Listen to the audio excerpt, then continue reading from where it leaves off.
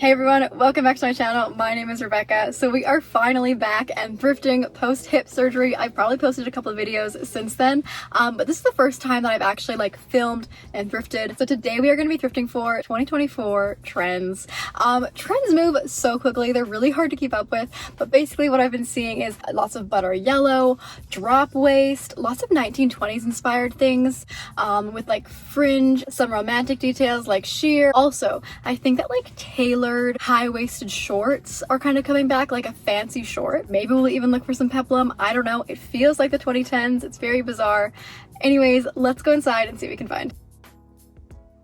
So my first stop is obviously the dresses. My first very key point is that you want to do a lot of research beforehand on the types of things that you're looking for. So you want to look at fabrics and patterns and silhouettes that are kind of in the aesthetic. And so since we're looking for trends, I did a lot of research on 2024 trends. This is obviously not trending, but I had to show it to you because it was this $200 linen jacket. And then I found this perfect 1920s dress, which would not fit me. I know this is probably really cheaply made, but there's something that I really like about it. Now that was obviously not at all gonna work for me. It was super small, and plus it was an older trending item. These sheer layers are definitely a trend, but it's not my favorite. I mean, I like the trend, but I don't like the way it's done here. After this, I moved on to the tops, and I found this $4 silk shirt.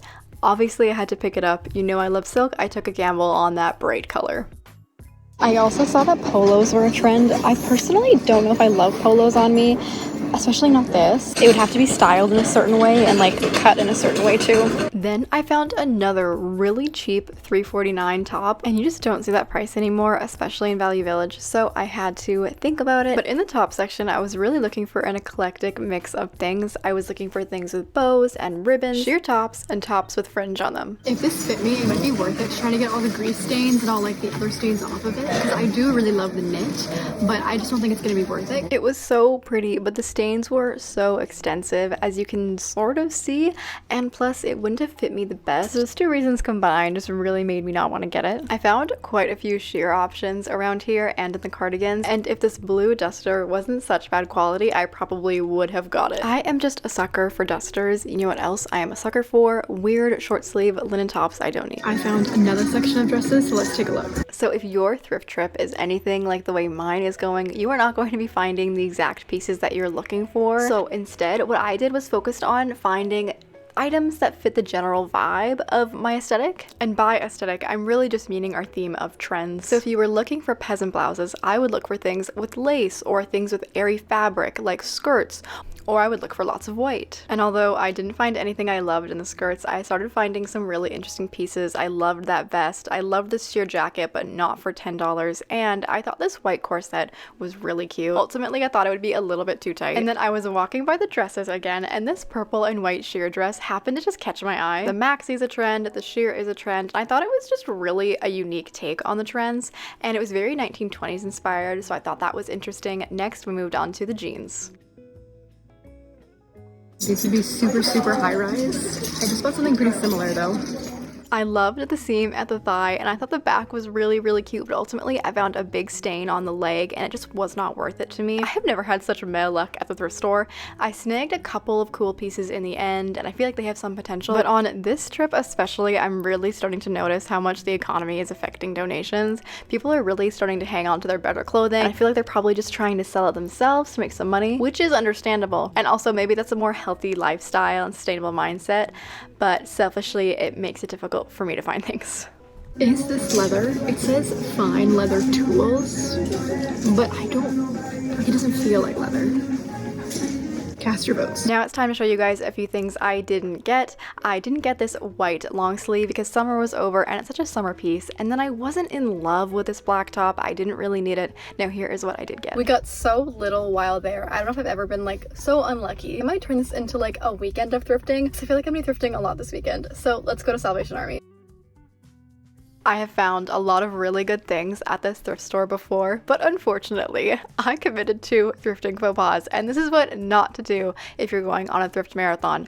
Number 1, do not go when they're restocking. I'm finding virtually nothing. And number 2, do not go in the evening. There were sections that were basically empty, but I finally found this really gorgeous quilted coat. It was double-sided, so you could wear it with the blue on the outside or the white on the outside, and it just had really, really nice stitching. Unfortunately, it was a medium, so I couldn't get it. I found this green purse that I liked, but ultimately knew that I would not wear, and I really liked this Tommy Hilfiger button-up. And then we were ready to haunt another Salvation Army for a couple of hours. You do need to budget a little while, especially in leaner times, to actually go through every single piece and look for its potential. Like this fur collar that I seriously considered for all of my winter jackets, and this silk tank top that I loved, or this tan safari-like shirt that isn't something that I would always like, but this one I really loved the cut of it. My next tip is that you need to switch up your routine if you're not finding much.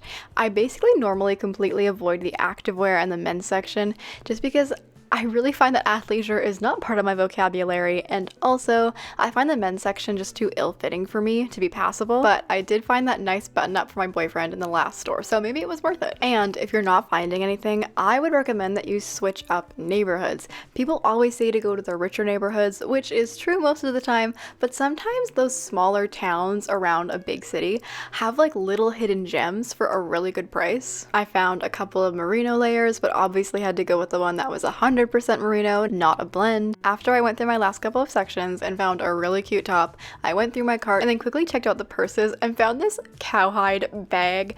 Unfortunately, I just have too many like little makeup bags or little travel bags like this, and I just couldn't do it for 20 bucks. Okay, so we're back. I have everything right there. I think I went to about 4 places and I had some okay luck, and I did my best to style these with 2024 trends. Now let's get into it. So my first stop was Value Village, and at Value Village I found this silk top.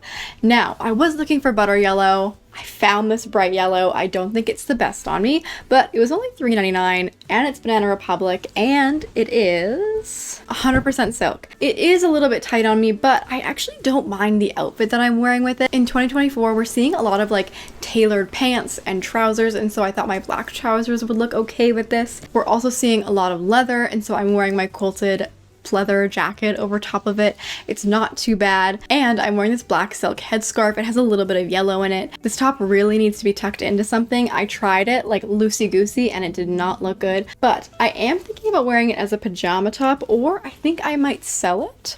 Let me know. The second thing I got from Value Village was this purple and white dress. It's very 1920s inspired. It has these big fluttery sleeves, cool cutout hems on the side, and it comes in at the waist with this purple ribbon. It's not too bad. I think it does look best with something layered over top of it, and so I went with this white sweater, actually the only white sweater I have not packed up right now, over top of it. It's a little bit of a loud outfit with the pattern and then with like the geometric knitting of the top, but it's not terrible. Sweaters over dresses, obviously a classic fall trend, and we are seeing lots of sheer in all of the 2024 trends throughout the seasons, so I thought it was not too bad of a buy. Plus there was a lady in the store who told me I absolutely had to get it.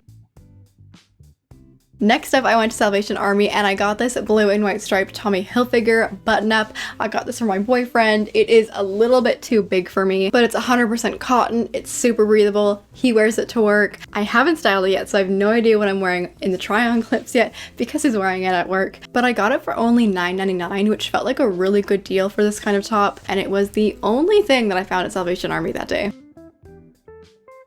And then I went to another Salvation Army and I found this silk tank top. The brand is Babaton and it's nude and it's 100% silk, and it is the most comfortable top I own. I've been wearing it as a pajama top, and let me tell you, once you start wearing silk as PJs, you do not want to go back. You don't get any uncomfortable bunching underneath you like you would with cotton. It barely feels like you're wearing anything. It's not itchy. So I would definitely recommend that you look for silk to wear to bed. But I styled it with these cream high-waisted pants and a brown belt and a necklace. It's fine. My intentions with this top were mostly just to wear it to bed or to wear it as like a layering piece. It's not really supposed to be the focal point of an outfit, but I'm still really glad I got it because it's probably the thing I wear most in this haul right now.